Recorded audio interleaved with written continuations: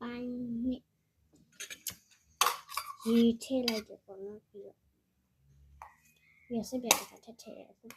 ပန်တာပြင်ထည့်မယ်ပိုင်းသုံးထည့်မပြီးလာတော့မှစလိုင်းလုပ်တာ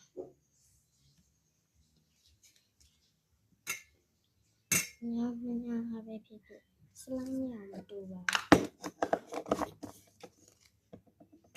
လိုလေးဖြစ်သွားပါပြီ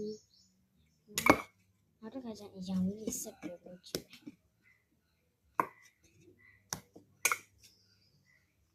မယ်ရမရလား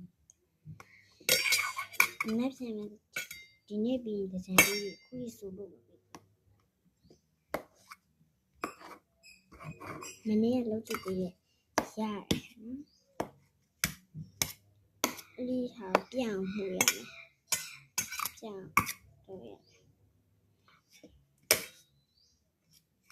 ဒီဗီဒီယိုထည့်ထည့်မဘယ်လိုဖြစ်မလဲ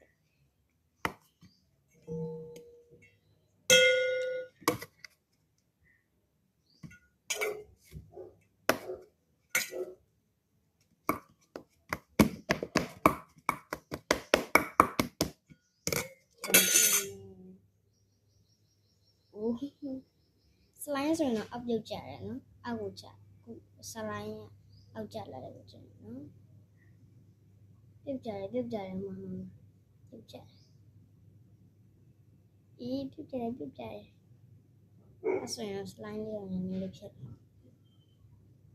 ဒီလိုရေးဆွဲနေအဲ့လိုဖြစ်တယ်နော်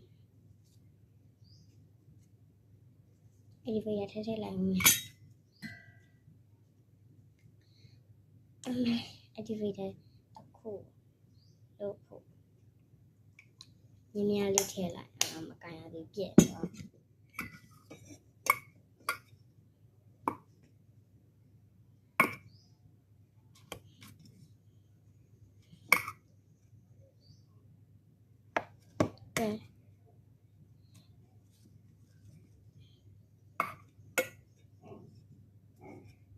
စလိုင်းကပြီးသွားတော့မှဒီဟာ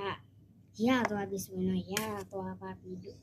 ပြောလိုက်မယ်နော်စာရေးခဲလိုက်ပါမယ်စလိုင်းနဲ့တိတ်မတူဘူးဂျုံဆိုတော့ဟိုတော့စလိုင်းကိုယ်တိုင်လုပ်တဲ့ဟာရှိတယ်ဘူးလေးအဲ့နည်းနည်းလောက်ဆိုပေးလိုက်တယ်ကားကိုတုံးမလို့